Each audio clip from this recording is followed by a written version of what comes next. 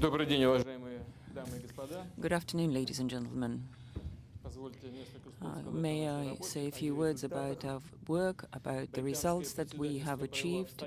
The British presidency has done a lot of consolidating work and organized a joint meeting in the format of G8 on a very high level. Loh has proved once again that this is a very topical instrument on the issues of world policy and economic development. The non-formal discussions that we had in the working type of environment enabled us to work out collective actions. And once again, with G8 partners, we discussed how to stimulate global economic growth, how to eliminate disbalances that led to the economic crisis and other problems. And we decided to promote world trade, eliminate protectionist barriers, not create new barriers for the flows of investments. A very important element of universal economic rules should be based in the framework of the WTO. We also agreed to move forward regional integration, where new markets will facilitate cooperation and promote new employment. We discussed different aspects of tax avoidance and tax criminal acts. The necessity to improve transparency, fighting against offshore zones, which will stimulate development of different countries, including the less rich countries. We also spoke about discussing it in a wider scope during the G20 meeting in St. Petersburg in Russia.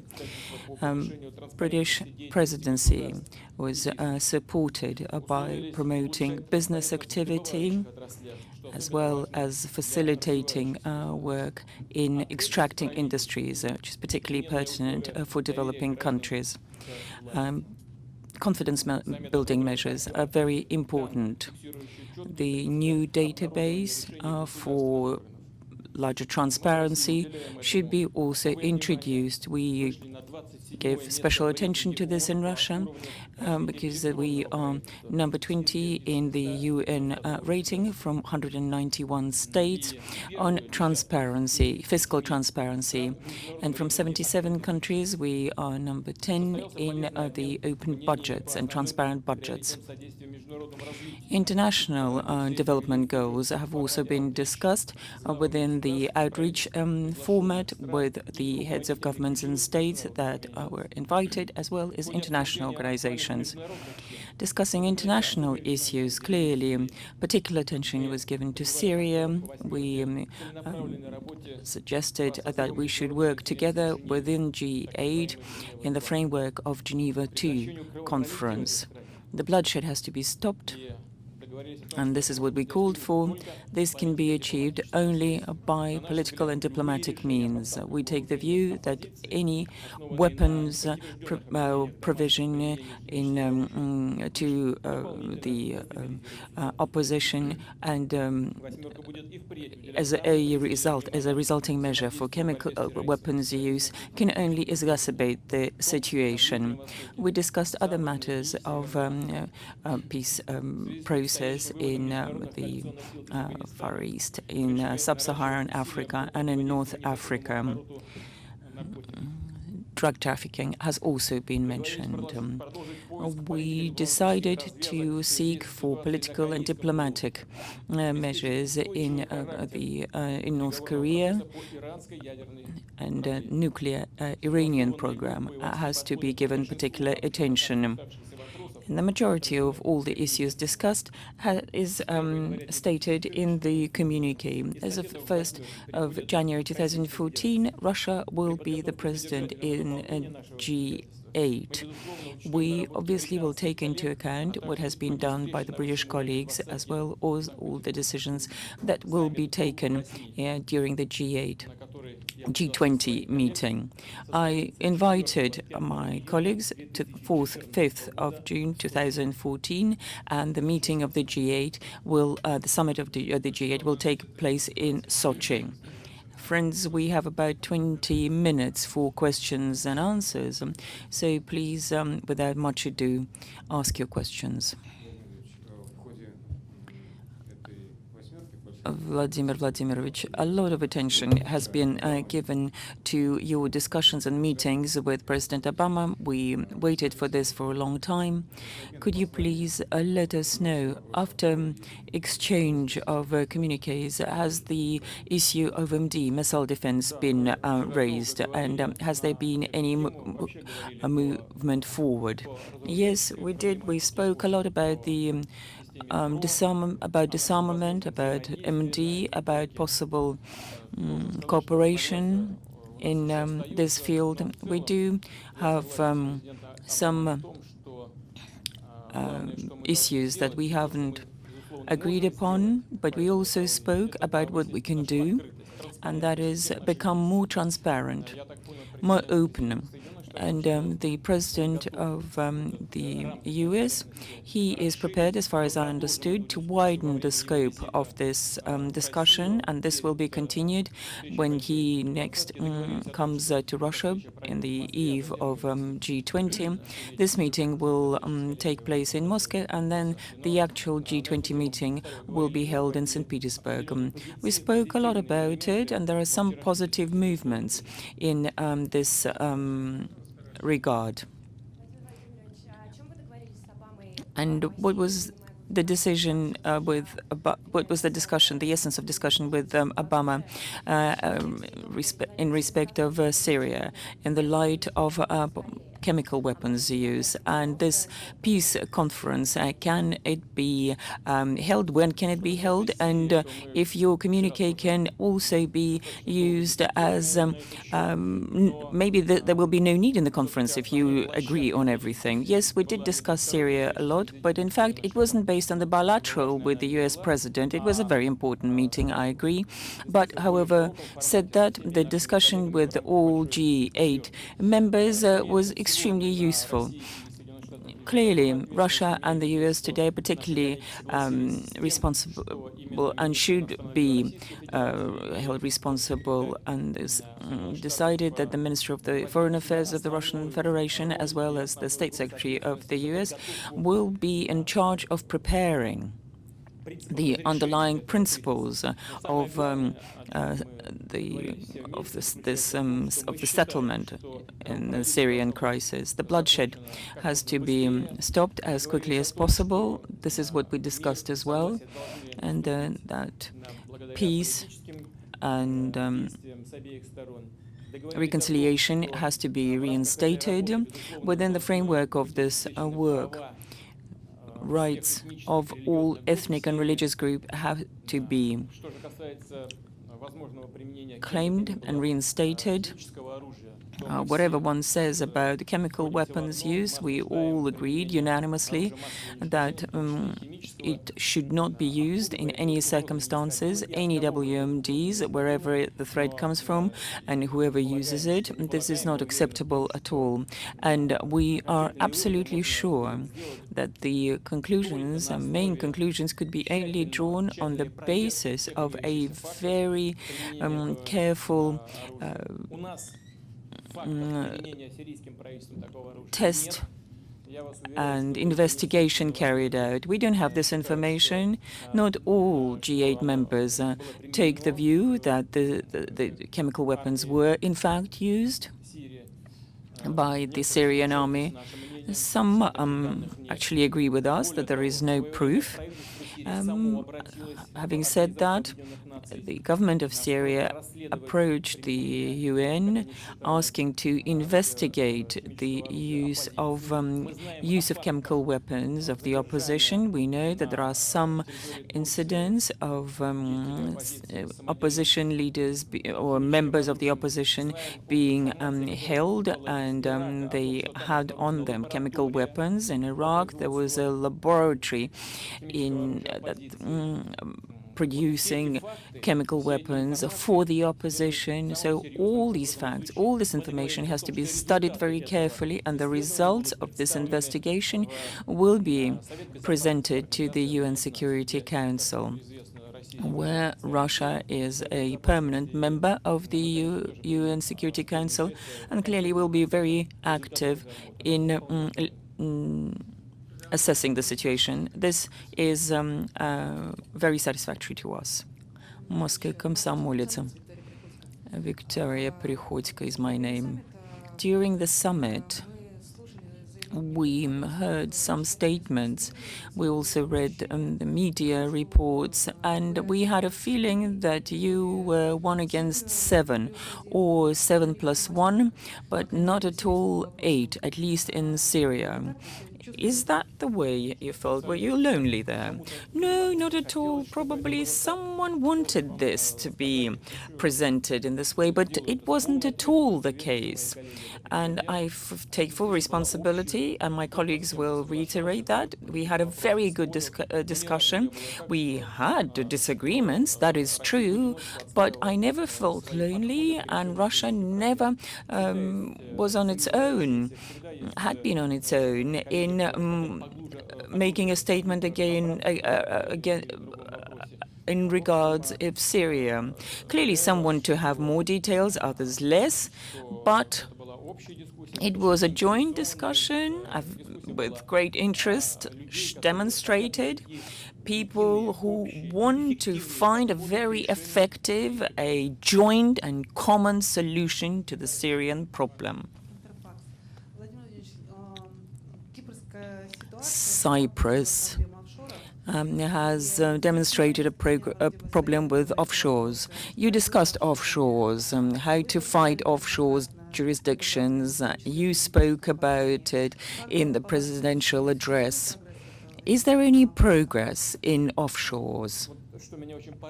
I was particularly pleased.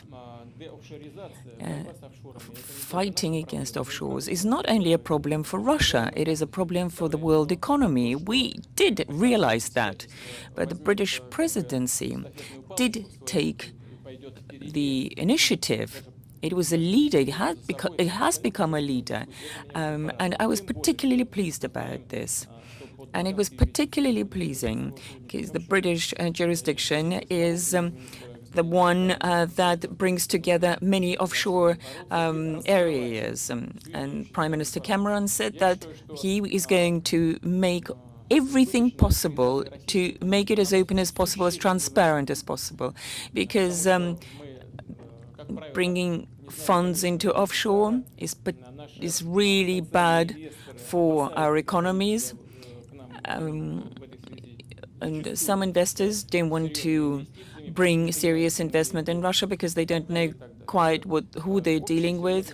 There are problems. It is a joint problem for all of us.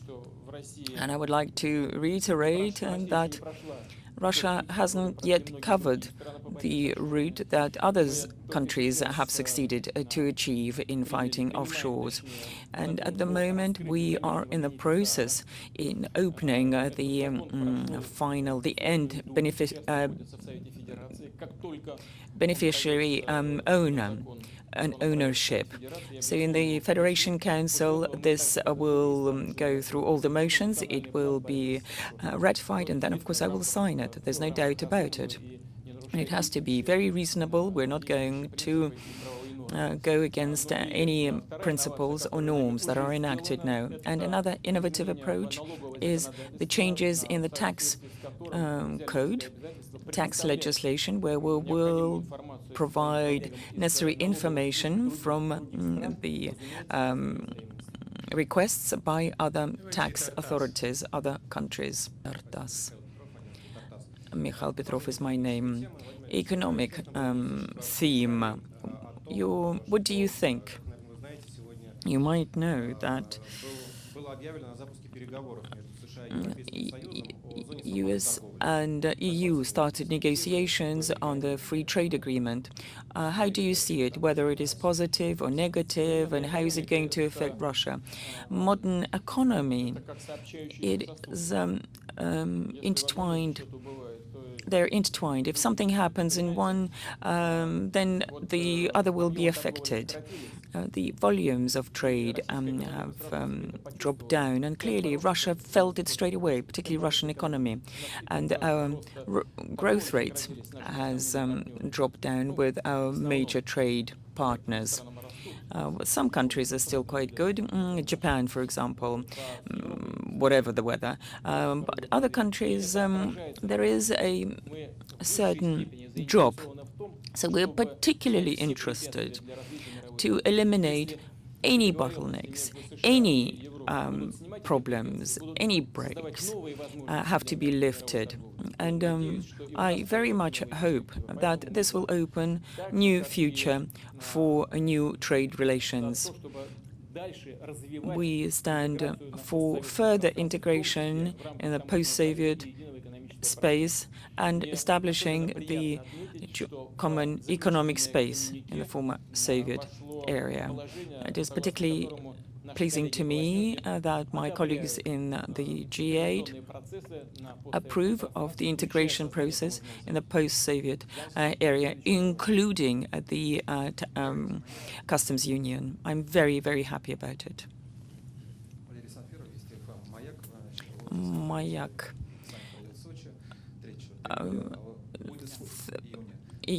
June, not July. Don't come in July for the G8 summit. It'll be all over in July. It'll be in June, 3rd and 4th of June. Where is it going to happen? Are you building something new, or are you using the premises that are being prepared for the Olympics? And the British presidency, you are going to follow on, but what are you going to add, particularly Russian topics? Well, the second question I can't really cover because the agenda of the G8 summit, we are going to finalize it after British presidency is over. We will take over from the British friends and colleagues on the 1st of January 2014.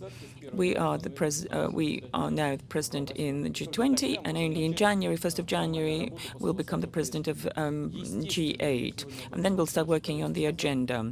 Clearly, there's no doubt about it, and I told my colleagues about it. We will follow on. There's no doubt about it. That is security, safety for companies, citizens. Other topics will be discussed as well, but I think it is premature to discuss the actual agenda of the next summit. This has to come up in the course of negotiations with my colleagues in the G8. And we're not going to discuss something which is not acceptable and that we'll not agree upon. But actually, there are fewer and fewer topics of this nature. We're going to work in the spirit of cooperation, because that's the only way of working together in the G8 format. And the first question of yours, well, we have no intention at all to spend more money. This is exactly why we are inviting everyone to Sochi 3 months after the Olympics. Russia regularly blames Russia to the Syrian opposition, as you have already said in London, are particularly brutal and violent. Nevertheless, Russia sends arms to the Assad government, and thousands of people are dying on a daily basis on the basis of UN accounts. And what is going to be done? Are you going to have new contracts drawn? And what kind of weapons do you send to Assad? The most important thing, first and foremost, is that different goods is a different issue, because we fulfill legal contracts. This is the legal government of Syria, the government of Assad. There's no other legal government in Syria so far, and we are fulfilling our legal contracts. In New York, in the UN, there was proposal to sign a treaty with a preamble that non-governmental organizations, units should not be armed. In 1991, the European Union stated that weapons should not be sent to non-governmental organizations, particularly in the hot zones, in the zones of war conflicts. Now, the possible shipments of weapons by our European partners, arming the opposition. We're in the UK right now. Recently, the British people suffered huge loss. It was a tragedy. Next to his barracks in the streets of London, violent assassination, violent killing, I would rather, very brutal killing of a British serviceman. Clearly, the opposition is not composed of all of this, but many of them are exactly the same as the ones who perpetrated the killing in London. So if we equip these people, if we arm them, what is going to control and verify who is going to have these weapons, including Europe as well? So we called all our partners, before making this dangerous step, think about it very carefully. And the final question, RIA Novosti agency. Recent elections in Iran, just before the summit of the G8. Have you discussed the nuclear program of Iran? Could you say a few words how the position of Iran may change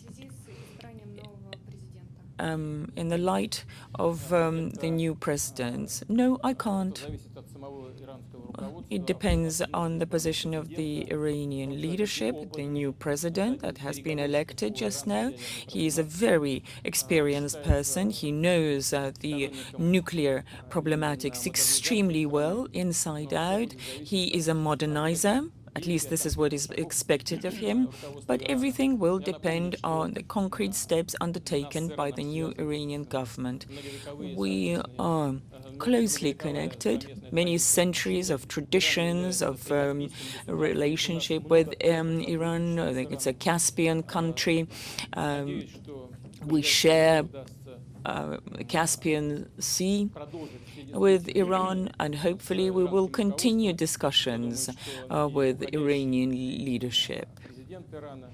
And the former president might be in Moscow at the gas summit. We might discuss this, but as far as the future is concerned, it is all up to the new Iranian government. Thank you very much indeed.